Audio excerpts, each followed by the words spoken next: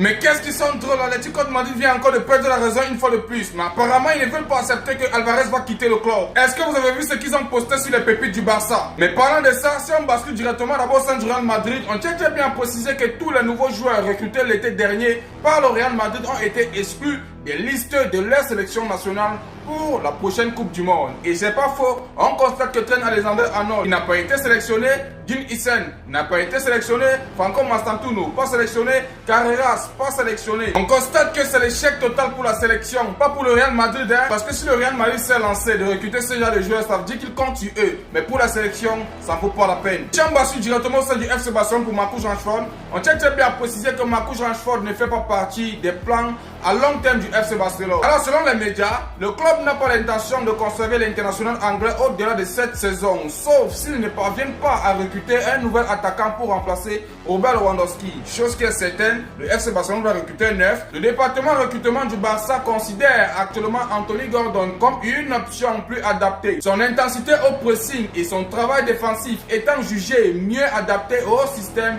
de Hansi Flick. Alors on voit directement le pourquoi le FC Barcelone ne veut pas claquer 30 millions d'euros pour Marcus Rashford. Vraiment, j'aurais très bien sollicité qu'il puisse avoir une seconde chance, mais malheureusement, c'est impossible. Et si on bascule directement sur le cas de l'Atlético de Madrid qui vient de péter les plombs, c'est quelque chose de malade, vous vous en rendez compte d'équipe. Incroyable. Voici ce qu'a posté le compte officiel de l'Atlético de Madrid. Ils ont mis Here we go, Lamine Yamal à Atlético. Les gars sont enthousiastes. Ils continuent en disant: nous avons envoyé un fax à Barcelone avec notre offre pour le transfert de 4 billets pour le concert de Bad Bunny demain. Un abonnement annuel au journal ABC et du popcorn. Nous attendons leur réponse avec impatience afin de commencer à préparer le communiqué. L'équipe, c'est quoi ça? Et ça s'arrête pas là. Ils ont mis Pedri, ils ont mis Rafinha. Ça prouve à quel point les gars n'arrivent pas à accepter que Julián Alvarez ne veut plus rester au sein de l'Atlético de Madrid. Il veut partir. Mais l'équipe, laissez partir le joueur.